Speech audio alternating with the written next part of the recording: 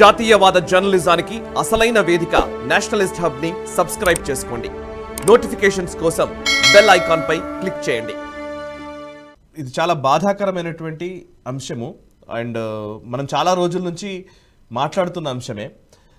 ఈ relief works పేరిట, సేవా కార్యక్రమాల పేరిట, లేకపోతే ఎన్జిఓల పేరిట ప్రపంచవ్యాప్తంగా ఒక గుత్తాధిపత్యాన్ని తీసుకునే ఒక ప్రయత్నం జరుగుతుంది. స్పైడర్ వెబ్ లాగా ఇవన్నీ కూడా ఎన్జిఓలు పాకిపోయి ఉన్నాయి. అక్కడ అన్ని ప్లేసుల్లోనూ కూడా ఆ విధ్వంసక చర్యల్లో పాల్గొనడంలో కూడా వీళ్ళ కీలక పాత్ర ఉంది అనేది చాలాసార్లు మనం డిస్కస్ చేసిందే.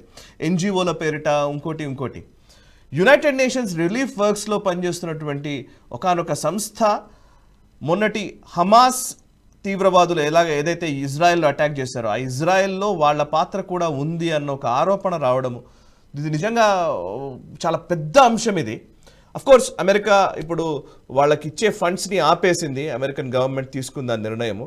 ఫండ్స్ని ఆపేయడం అనేది నాకు తెలిసి ఒక జస్ట్ రియాక్షన్ మాత్రమే. బట్ నిజానికి వాళ్ళు చేస్తున్న చర్యలు ఎంత తీవ్రమైనవి, ఎంత దారుణమైనవి అనేదానికి ఇది ఒక ఉదాహరణ. ఏకంగా ఐక్యరాజ్య సమితి సహాయక చర్యల్లో భాగంగా పనిచేసే వాళ్ళు ఉగ్రవాదులకు సపోర్ట్గా నిలిచి ఉగ్రవాదులకు వంత పాడుతూ వాళ్ళ కోసం పనిచేస్తున్నారు అనే మాట తీవ్రమైంది. ఇది కేవలం ఇజ్రాయెల్కే పరిమితం కాలేదు, ప్రపంచవ్యాప్తంగా ఉంది. ఈవెన్ మన దేశంలో కూడా అంత అశాంతియుతమైనటువంటి సంఘటనలు ఏమైనా జరిగిన వాటిలో కూడా వీళ్ళ ఇన్వాల్వ్మెంట్ ఉంది అనడానికి ఇది ఒక ఉదాహరణగా తీసుకోవాలా లేదా సార్? చెప్పండి ప్లీజ్. తప్పకుండా. United nations relief and works agency అన్నటువంటి ఆర్గనైజేషన్ గాజాలో పనిచేస్తున్నటువంటి వ్యక్తులు అక్టోబర్ 7th జరిగిన దాడిలో వాళ్ళు కూడా వచ్చి ఇక్కడ హింసలు చేశారు అని చెప్పి ఇజ్రాయెల్ చెప్పడం జరిగింది. అండ్ అఫ్ కోర్స్ ఇజ్రాయెల్ చాలా రీసెర్చ్ చేసింది, ఎవరెవరు వచ్చారో వాళ్ళ సీసీటీవీ ఫుటేజెస్, వాళ్ళ ఐడెంటిటీ ఏంటి ఇవన్నీ కనుక్కుని చాలా రోజులు ఇన్వెస్టిగేట్ చేసిన తర్వాత ఈ విషయం బయట వెల్లడించడం జరిగింది. అంటే యుఎన్ ఏజెన్సీలో పనిచేస్తున్న వాళ్ళు కూడా దీంట్లో ఇజ్రాయెల్కి వ్యతిరేకంగా జరుగుతున్నటువంటి చర్యల్లో వాళ్ళు పాల్పంచుకున్నారు. ఈ మరణకాండంలో వాళ్ళు కూడా హస్తం ఉంది, వాళ్ళ హస్తం కూడా ఉంది అని వాళ్ళు చెప్పడం జరిగింది. ఇది రాగానే అమెరికా వాళ్ళకి ఫండింగ్ అనేది విత్డ్రా చేయడం జరిగింది.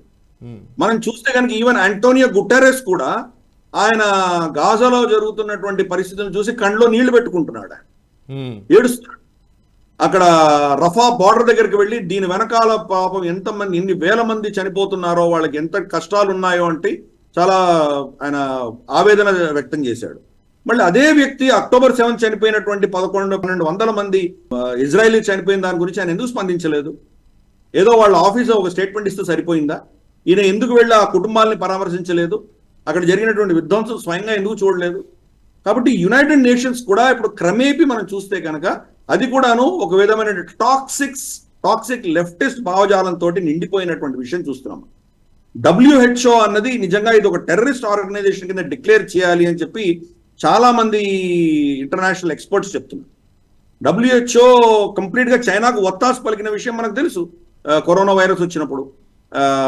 అలాగే మనకు ఇతరత్ర అంశాల్లో కూడాను వాళ్ళు ప్రపంచవ్యాప్తంగా వాళ్ళు పెట్టేటువంటి కండిషన్స్ ఏవైతే ఉన్నాయో, వాళ్ళు నిర్ణయించేటువంటి స్టాండర్డ్స్ ఏమున్నాయో అవి ప్రపంచం అంతా కూడా పాటించాలి అని చెప్పి వాళ్ళు నిర్ణయిస్తున్నారు.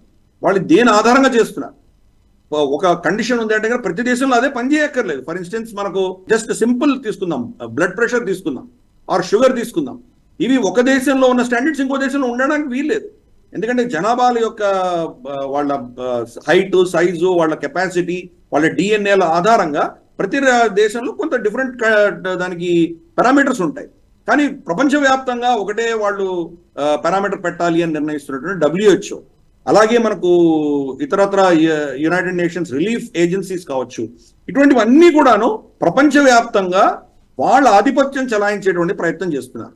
వీళ్ళని ఎవరు ఎన్నుకున్నారు? ఎవరు ఎన్నుకోలేదు.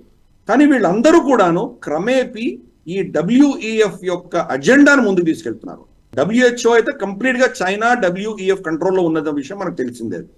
కాబట్టి యునైటెడ్ నేషన్స్ లో చాలా వింగ్స్ అన్ని కూడాను ఒక విధమైనటువంటి కంప్లీట్ లెఫ్టిస్ట్ ఐడియాలజీ తోటి నిరంకుశంగా ప్రవర్తిస్తున్నాయి.